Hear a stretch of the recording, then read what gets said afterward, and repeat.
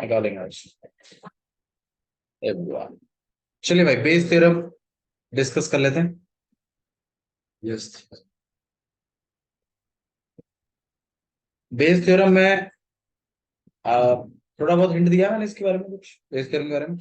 इसमें एक इवेंट क्या होता है आपका, गिवन होता है। शायद एक क्वेश्चन भी करवाया था, नहीं वहां पे नहीं, लैपटॉप पे देगा। ठीक है, और कुछ केसेस बनते हैं आपके पास। और इस गिवन इवेंट की खासियत होती है कि ये सारे केसेस जो है ये इस गिवन इवेंट के साथ होने की काबिलियत रखते हैं, और आपसे इन्हीं इवेंटों में से किसी एक की प्रोबेबिलिटी वो पूछता है। एग्जाम्पल के तौर पर देखिए, क्वेश्चन नंबर सेकंड देख लेते हैं। एक अर्न है जिसके अंदर, एक बैग है जिसके अंदर 4 रेड एंड 4 ब्लैक बॉल है। तो ये बैग फर्स्ट है आपके पास, जिसके अंदर रेड बॉल जो है वो 4 है, और ब्लैक बॉल जो है वो भी 4 है। एक और बैग है आपके पास, बैग सेकंड, जिसके अंदर 2 तो रेड बॉल है और 6 ब्लैक बॉल। ठीक है। One of the two bag is selected at random. दोनों में से कोई एक बैग सिलेक्ट किया जाता है। And a ball is drawn from the bag, और उसमें से क्या निकाली जाती है, एक बॉल निकालते हैं। And it is found to be red, और वो रेड पाई जाती है। दोबारा क्वेश्चन सुनिए क्या है। एक बैग फर्स्ट है जिसमें 4 रेड 4 ब्लैक है। एक बैग सेकंड है जिसमें 2 रेड 6 ब्लैक। दोनों बैगों में से एक बैग वो सिलेक्ट करता है और उसमें से बॉल निकालता है, और वो बॉल रेड पाई जाती है, ऐसा बोल दिया। अब आप मुझे प्रोबेबिलिटी बताइए कि वो जो बॉल आई है वो फर्स्ट बैग में से आई। ये अब आप ये चीज समझो पहले, तो इसमें गिवन इवेंट क्या हुआ कि भाई जो वो जो बॉल ड्रॉ हुई है वो कैसी है, रेड है, बता तो दिया उसने। तो आप ए इवेंट सेट करोगे, बॉल इज रेड। अब आपको जो प्रोबेबिलिटी बतानी है, find the probability that it is from bag first. आपको इस बात की प्रोबेबिलिटी बतानी है कि फर्स्ट बैग से आई है। तो जिस बात की प्रोबेबिलिटी बतानी होती है ना, वो बनते हैं केस। तो भाई E1 क्या बनेगा, बैग फर्स्ट इज सिलेक्टेड। आपको बैग फर्स्ट सिलेक्ट होने की प्रोबेबिलिटी बतानी। अब एक और पॉसिबिलिटी भी तो हो सकती है कि बैग फर्स्ट की जगह क्या पता बैग सेकंड में से भी तो आ सकती है रेड बॉल, क्योंकि रेड बॉल दोनों में है। तो रेड बॉल इसमें से भी निकल सकती है, रेड बॉल इसमें से भी। तो मेरा जो गिवन इवेंट है वो इस वाले केस के साथ, और E2 अगर सेट कर दूं, बैग सेकंड इज सिलेक्टेड, इन दोनों के साथ होने की काबिलियत रखता है। लेकिन मुझे जो प्रोबेबिलिटी बतानी है वो किसकी बतानी है, प्रोबेबिलिटी ऑफ E1। कब, जब ए हो चुका है। अब इसका फॉर्मूला मैंने आपको बताया हुआ है, प्रोबेबिलिटी ऑफ E1 इंटू में प्रोबेबिलिटी ऑफ ए अपॉन में E1 अपॉन में प्रोबेबिलिटी ऑफ E1 इंटू में probability of A upon plus probability of E2 into में probability of A upon. Probability of E1 क्या हो गया भाई, बैग फर्स्ट इज सिलेक्ट। अब आप भी बता दीजिए बैग फर्स्ट सिलेक्ट होने की प्रोबेबिलिटी। 2 बैग थे, एक बैग सिलेक्ट होने की कितनी हो जाएगी। अब बैग फर्स्ट सिलेक्ट हो गया, इसमें से रेड बॉल की प्रोबेबिलिटी बताइए। रेड बॉल कितनी है आपके पास, 4। टोटल बॉल्स कितनी है, 8। यहाँ पे आ जाएगा आपके पास 1/2 इंटू में 4/8 प्लस E2 मतलब बैक सेकंड सिलेक्ट होने की प्रोबेबिलिटी। अब E2 हो गया मतलब हम इसमें आ गए। अब इसमें से रेड बॉल निकलने की प्रोबेबिलिटी। ठीक है, इसको सॉल्व कर लेते हैं हम लोग। यहाँ पे आएगा 4 और 8 2 16, और यहाँ पे 4 अपॉन में 16 प्लस 2 अपॉन में। ठीक है, यहाँ पे 4 अपॉन 16 रहेगा, नीचे में आप एलसीएम ले सकते हैं। 16 अपॉन, यहाँ पे 4 प्लस 2 16 16 कट गया, 4 अपॉन में 6 काट भी गया, तो 2/3 इज द। तो बात वही है कि आपको क्वेश्चन पढ़कर सबसे पहले तो आपको ऐसे डायग्राम्स बनाना है, आपको डेटा फ्लो पता चलना चाहिए हो क्या रहा है क्वेश्चन। फिर अपना गिवन इवेंट सेट करिए, केसेस डन करिए और फिर प्रोबेबिलिटी निकालना। इस तरीके से होंगे बेस थ्योरम के क्वेश्चन। ठीक है, एक क्वेश्चन और करते हैं। देखिए कॉलेज वाला आई क्वेश्चन में थर्ड कर लेते हैं। देखिए क्या लिखा है, of the students in a college it is known that 60% reside in hostel and 40% are day scholars। बड़ा क्वेश्चन है, आइए क्वेश्चन में थर्ड देख लेते हैं।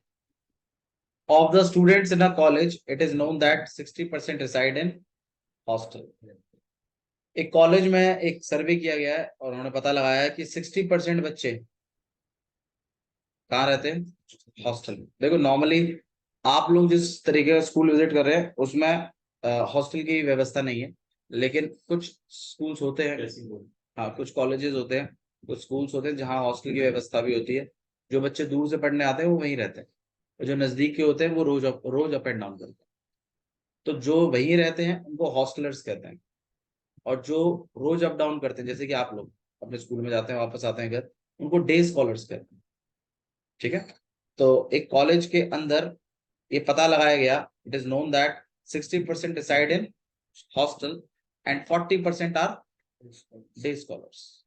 तो इसका डेटा फ्लो थोड़ा सा बनाइए तब आपको क्वेश्चन ज्यादा समझ में आएगा। तो यहाँ पे स्टूडेंट है, इसकी दो कैटेगरीज हैं, एक तो है आपके हॉस्टलर वाले, है ना, जो हॉस्टल में रहते हैं, और एक है आपके पास डे स्कॉलर वाले जो रोज अप एंड डाउन करते हैं।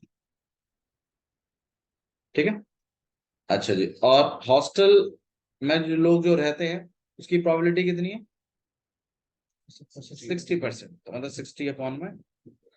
और जो डे स्कॉलर वाले हैं उनकी 40% है, तो 40 में। हाँ जी, आगे देखते हैं। तो the college it is known that 60% reside in hostel and 40% are day scholars। Previous year result report that 30% of the student reside in hostel attain grade A। पिछले साल का एक रिपोर्ट उन्होंने पता लगाया और ये देखा उन्होंने कि 30% जो लोग हैं, कितने, 30% जो लोग हैं वो ग्रेड ए लेकर आए हैं, हॉस्टल वाले। मतलब हॉस्टल में ग्रेड ए लाना, कितने बच्चे लेके आए हैं, 30%। 60% तो हॉस्टल वाले थे, उस हॉस्टल में रहने वाले बच्चों का ग्रेड ए आएगा, इस बात की प्रोबेबिलिटी क्या है,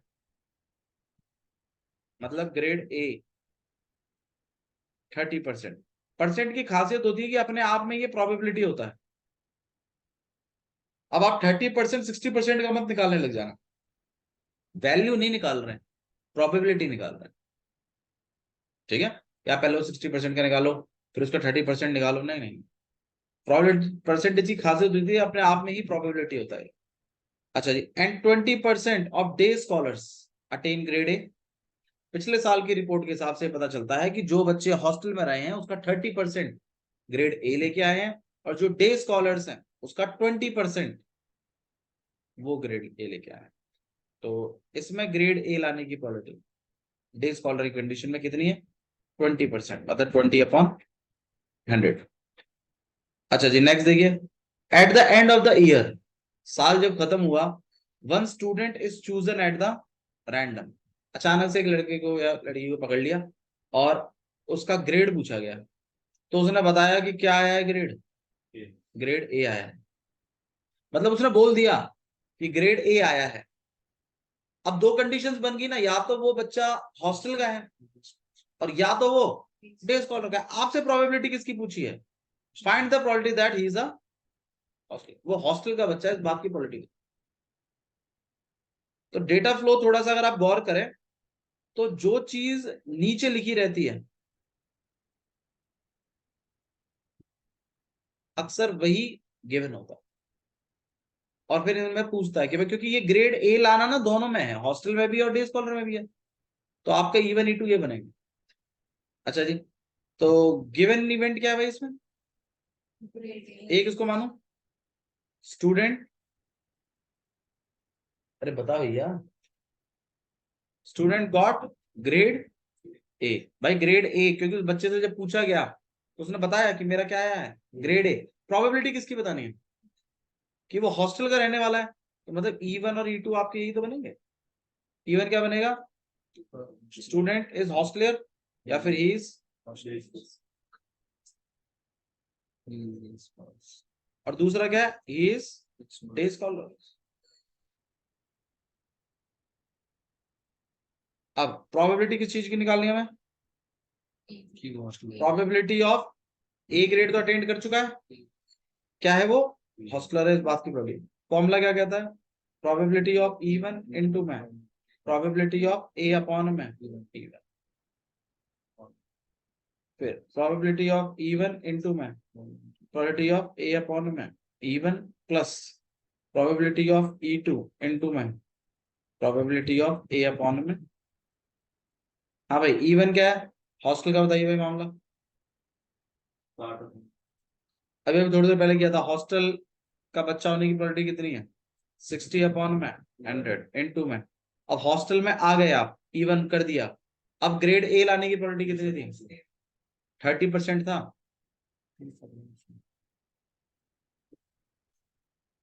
यहाँ पे 60 अपॉन 100, और ये 30 अपॉन 100 प्लस E2 कितना है भाई, डे स्कॉलर का होता भाई, डे स्कॉलर होने का 40% था।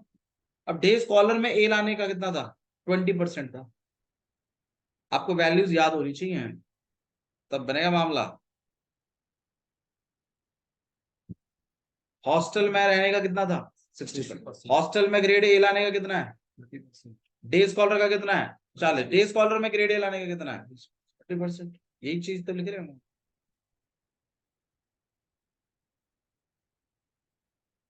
कितना आ जाएगा यहाँ पे? 20 अपॉन में 100। अब आप खुद गौर करिए, यहाँ डबल हंड्रेड चल रहा है, यहाँ डबल हंड्रेड है, यहाँ डबल हंड्रेड है।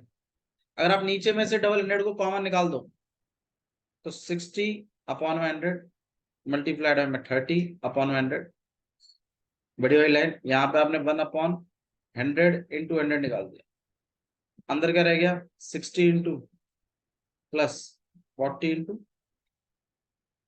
मतलब मैं दोनों से 100 कॉमन निकाल दूं, ऐसे कट सकता है। या आप एलसीएम ले सकते हो। 12वीं क्लास का बच्चा तो ये सब करता ही नहीं है, वो तो पता है डायरेक्टली समझेगा इस बात को कि ठीक है कॉमन निकाल के काटना है ना, तो ठीक है वैसे ही कट करेंगे।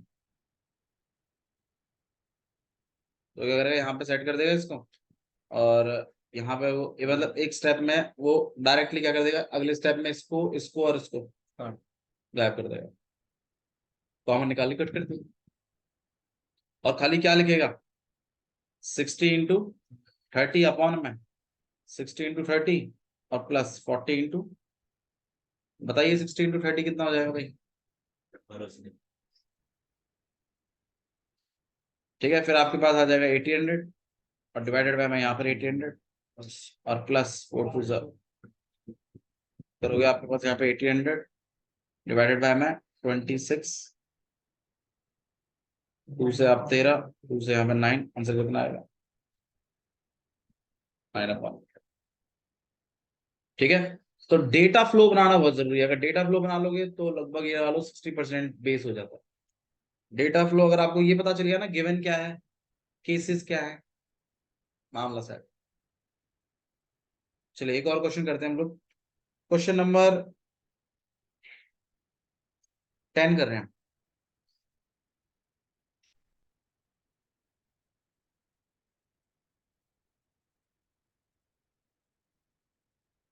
या फिर एक काम करते हैं, क्वेश्चन नंबर 11 कर लेते हैं, मैन्युफैक्चरिंग वाला।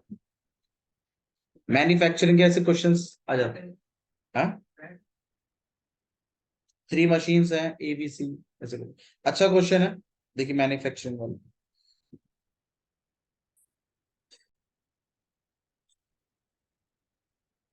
क्वेश्चन नंबर 11 देखिए क्या लिखा है। अ मैन्युफैक्चरर हैज 3 मशीन ऑपरेटर्स। एक मैन्युफैक्चरर है, उसके पास 3 मशीन ऑपरेटर्स हैं, A B and C। मतलब कि जैसे मान लो बोल्ट बन रहे हैं, ठीक है। अब बोल्ट बन रहे हैं तो भाई 3 अलग अलग मशीनें हैं और उनपे 3 अलग अलग ऑपरेटर बैठे हुए हैं। अब क्या है ना कि भाई मतलब कुछ देर तो मशीन ए काम करती है, मतलब अब वो पूरे पूरे वीक या मतलब पूरे दिन एक ही मशीन को नहीं चलाए रखते या तीनों नहीं चला के रखते। उनके पास प्रॉपर ऑर्डर आता है कि भाई इतने हमें बोल्ट आज प्रोड्यूस करना है, तो वो क्या करते हैं कुछ देर के लिए मशीन ए को चलाएंगे, फिर जब वो थोड़ी गर्म हो जाए तो इसको भाई बंद कर दो, इसको चला लो अब वाले को। तो अलग अलग ऑपरेटर्स हैं, उनको अलग अलग टाइम ड्यूरेशन के लिए वो चलवाते हैं। तो देखिए ऐसा ही कुछ है कि a manufacturer has 3 machine operators A B and C. The first operator A produces 1% defective items. तो एक मैन्युफैक्चरर है, ठीक है,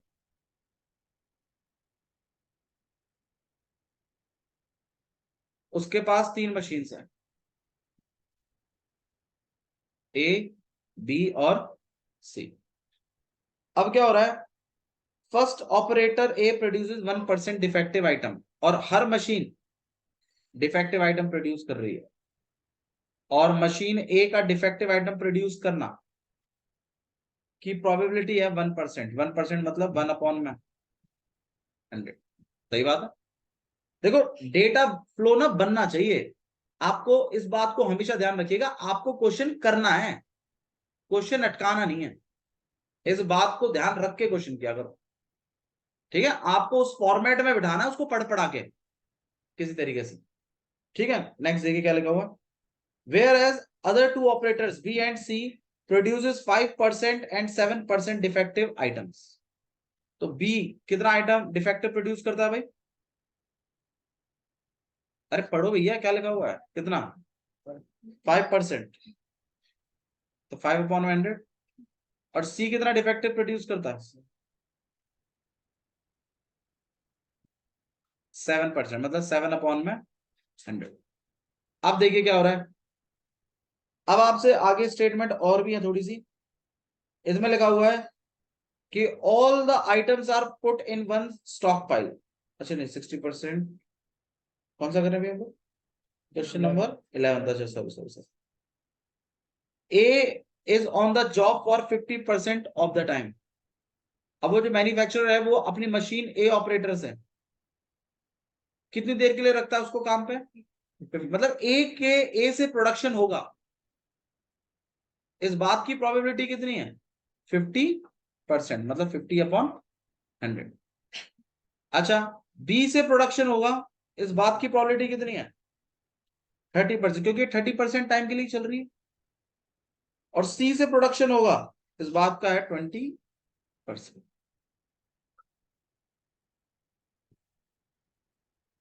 अच्छा जी, a defective item is produce, एक डिफेक्टिव आइटम प्रोड्यूस हो गया, ऐसा वो कह रहा है।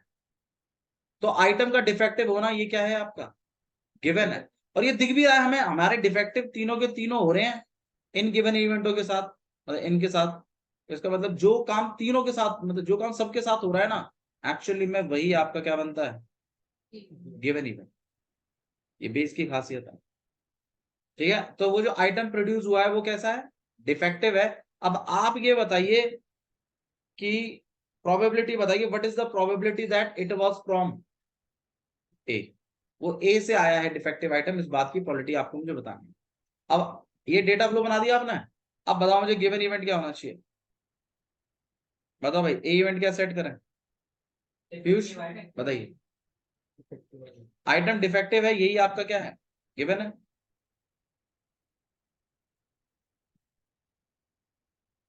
हाँ जी, इवन इवेंट क्या होना चाहिए, इवन इवेंट। भाई प्रोबेबिलिटी किसकी बतानी है कि प्रोड्यूस्ड बाय ए।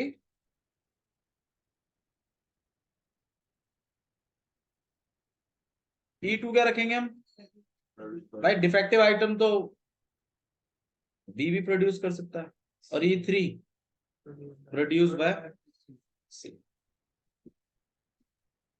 फॉर्मूला क्या बनेगा, प्रोबेबिलिटी ऑफ E1 कब, जब ए हो चुका है, equal to probability of E1 into में प्रोबेबिलिटी ऑफ ए अपॉन में E1। हाँ भाई, प्रोबेबिलिटी ऑफ इवन इंटू में प्रोबेबिलिटी ऑफ ए अपॉन में E one plus probability of E2 probability of A upon में plus probability of E3 into में probability of A upon में E3। हाँ भाई, इवन कितना हो जाएगा बताइए भाई, प्रोड्यूस बाय ए, तो ए से प्रोड्यूस होने का कितना है, अब ई हो गया, इवन हो गया, मतलब ए प्रोड्यूस कर गया, अब डिफेक्टिव आइटम का कितना है। इसी तरीके से आपके पास दूसरा भी है कि भाई 50 upon 100 multiplied 1 upon 100 plus 30 upon 100 into में 5 अपॉन 100 और प्लस लास्ट वाले का कितना भाई, कितना प्रोड्यूस कर रहा है 20 अपॉन 100 7 अपॉन 100। अब आप थोड़ा सा गौर करिए, सबके नीचे दो दो 100 है, तो ऑब्वियस सी बात आप कॉमन निकाल के कट कर ही लोगे, तो बचेगा क्या वो और बता दो। 50 अपॉन में यहाँ 50 प्लस भाई यहाँ तो 150 बच जाएगा और प्लस 100 कितना हो जाएगा यहाँ पे 50 200 और 300